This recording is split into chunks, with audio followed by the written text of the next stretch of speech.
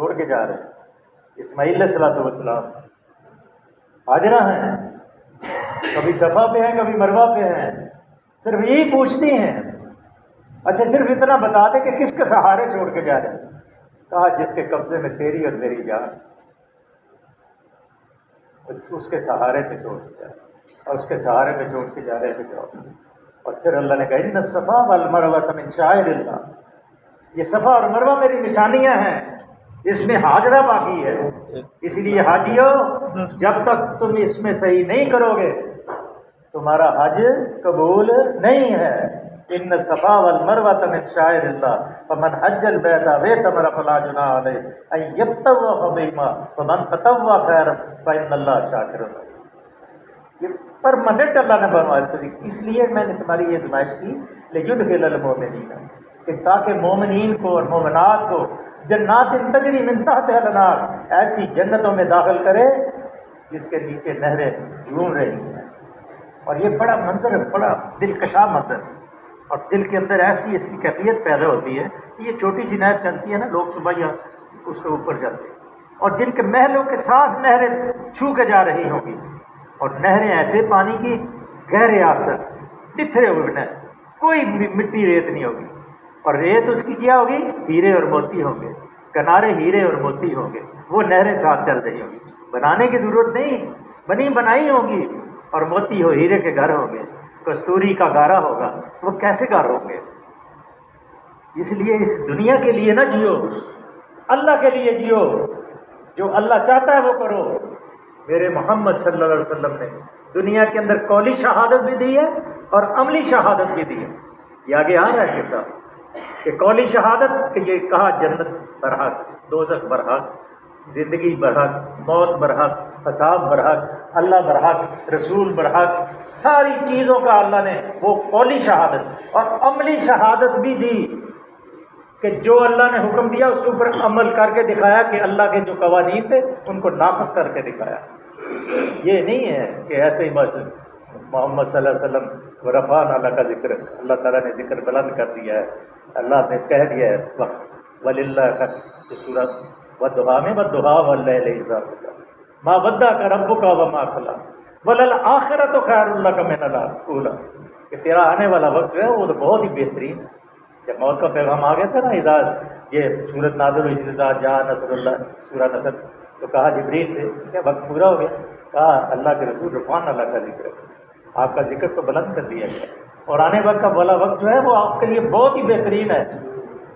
اور آپ کے سامنے ساری امت کے اعمال سے باخبر آپ کو رکھا جائے۔ یہ نہیں کہ آپ اللہ کے رسول جیسے حاضر ناظر ہر کے ہر بات نہیں کہ جیسے دوسرے لوگ سوچتے رہتے ہیں کہ ایسے ہوتا ہے ایسے ہوتا ہے، نہیں، بلکہ اللہ پوری امت کے اعمال آپ کے سامنے رکھتا ہے، اور ان اعمال کے بارے میں اللہ ان کو باخبر رکھتا ہے۔ لیکن اللہ کے رسول جو ہیں وہ خود نہیں جا کے دیکھتے کہ ہر ایک کا ایک بندے کا عمل، اللہ حاضر ناظر ہے، اس کے علاوہ کوئی حاضر ناظر ہے، اللہ وحدہ لا شریک ہے، اللہ کا کوئی شریک نہیں، اللہ عالم الغیب ہے، اس کو کوئی غیب جاننے والا ہے، جتنا غیب پیغمبروں کو ضرورت ہوتی ہے اللہ اتنے بتا دے۔ خالدین فیہا، ہمیشہ وہ نہریں چلیں گی، کبھی ختم نہیں ہوں گی، وَيُكَفِّرُ عَنْهُمْ سَيِّئَاتِهِمْ، اور ان سے وہ سیئات جو ان کے اوپر برائی یا گندگی کے کوئی یا گناہ کا کوئی آلودگی ہو گئی تھی تو جنت میں داخل کرنے سے پہلے وہ ساری ختم کر دی جائے گی، تاکہ کوئی جنت کے اندر کوئی تانا نہ دے دے کہ یہ آلودگی لگی ہوئی، یہ کپڑوں کے اوپر داغ لگا ہوا، سب صاف صفا خوشبو آتی ہوگی، وہاں جائیں گے جب جنت میں داخل ہوں گے۔ وَكَانَ ذَلِكَ عِندَ اللَّهِ فَوْزًا عَظِيمًا، یہ اللہ کے پاس نزدیک بڑی کامیابی۔ یہ کامیابیاں جو دنیا میں ہم سمیٹتے ہیں دولت حاصل کرنے کے لیے، جاہ و جلال حاصل کرنے کے لیے، گھر بنانے کے لیے، بیٹوں بیٹیوں کی شادی کرنے کے لیے، بڑے بڑے محل بنانے کے لیے، یہ کوئی کامیابی نہیں۔ کامیابی یہ ہے کہ اللہ کے حکم کے مطابق زندگی گزارو، زکوٰۃ پوری ادا کرو، ذوی القربیٰ والیتامیٰ والمساکین وابن السبیل، قربا کے حق ادا کرو، یتیموں کے حق ادا کرو، اور جو اللہ کے راستے میں لوگ نکلتے ہیں ان کی خدمت کرو، پھر یہ تمہاری اللہ یہ زندگی جو ہے فوزًا عظیمہ ہوگی۔ وَكَانَ ذَلِكَ عِندَ اللَّهِ فَوْزًا عَظِيمًا، یہ اللہ کے نزدیک بہت بڑی کامیابی ہے۔ جس کو اللہ بہت بڑی کامیابی کہتا ہے ہمیں اس کے لیے کوشش کرنی چاہیے نا، یہ جائے کہ ہم دنیا کی کتوں کی طرح پیچھے پیچھے بات، ہمیں اللہ کی نصرت کو حاصل کرنے کو وَيُعَذِّبَ الْمُنَافِقِينَ وَالْمُنَافِقَاتِ والمشرکین والمشرکات الظانین باللہ ظن السوء علیہم دائرۃ السوء وغضب اللہ علیہم ولعنہم وأعد لہم جہنم وساءت مصیرا۔ اور ان منافق مردوں اور عورتوں اور مشرک مردوں اور عورتوں کو سزا دے جو مدینے میں بیٹھ کے کہتے تھے کہ ہم یہ موت کے منہ میں جا رہے ہیں، واپس نہیں آئیں گے، تیاری کر رہے تھے کہ پیچھے سے بغاوت کر دیں، بادشاہت جو عبداللہ بن ابی ہے اس کے سر کے اوپر تاج رکھ دیں اور کچھ نہ کچھ کر دیں۔ اللہ فرماتے ہیں ان منافق مردوں اور عورتوں اور مشرک مردوں اور عورتوں کو سزا دے جو اللہ کے متعلق برے گمان کرتے تھے۔ کیا گمان کرتے تھے؟ کہ اللہ ان کی مدد نہیں کرے گا، یہ واپس نہیں آئیں گے، یہ 1400 گئے ہیں، یہ ایسے جائیں گے بلکہ پھر واپس نہیں آئیں گے، بلکہ ان کو، ان دونوں گروہوں کو اللہ تعالیٰ نے جو کچھ بھی انہوں نے سوچا تھا اسی پھیر کے اندر کیا۔ وہ گڑیاں، خیبر کی گڑیاں اللہ تعالیٰ نے پتہ کروا، وہ یہودی جو بنی کینکا کے یہودی، بنو نذیر کے یہودی جو سازشیں کرتے تھے اور مسلمانوں میں جو منافق ملے ہوئے تھے، سب کو اللہ نے کیا کہا وَيُعَذِّبَ الْمُنَافِقِينَ وَالْمُنَافِقَاتِ وَالْمُشْرِكِينَ مشرکات الظانین باللہ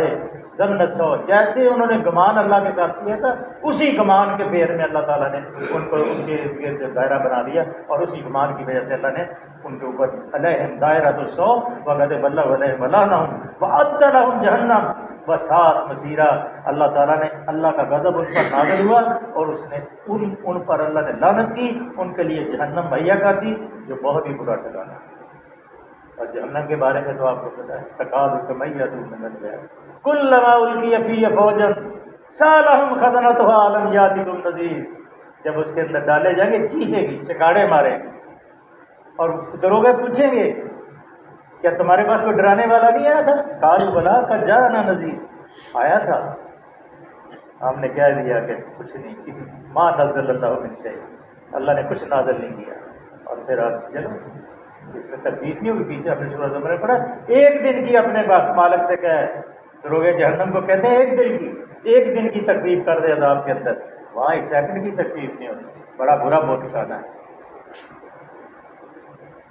وَلِلَّهِ جُنُودُ السَّمَاوَاتِ وَالْأَرْضِ وَكَانَ اللَّهُ عَزِيزًا حَكِيمًا۔ اللہ چاہتا تو اللہ کے پاس تو سارے لشکر ہیں، لیکن آپ کے ذریعے سے اللہ نے فرمایا ہے محمد صلی اللہ علیہ وسلم اور اے صحابہ تمہارے ذریعے سے میں نے ان کو اس لیے ذلیل کیا ہے تاکہ تمہیں میں اجر دوں، ورنہ اللہ چاہتا کہ جنود السماوات سماوات اور زمینوں کے سارے جو اور لشکر ہے، غیر فطری طاقتیں، اتنی بڑی بڑی طاقتیں ہیں، ہوائیں ہیں، فرشتے ہیں اور سارا پہاڑ، ہر چیز اللہ کی۔ وکان اللہ عزیزا حکیما، اللہ تو طاقت والا ہے، بڑا زبردست ہے اور حکیم ہے۔ اللہ سے دعا ہے کہ اللہ کی ذات کریم ہمیں اللہ کے اوپر کبھی یقین اور اللہ کی آیات مبارکہ کو اپنے سینے میں جذب کرنے کی توفیق عطا فرمائے۔ اللہم صلی وسلم علی عبدک و رسولک و حبیبک سیدنا محمد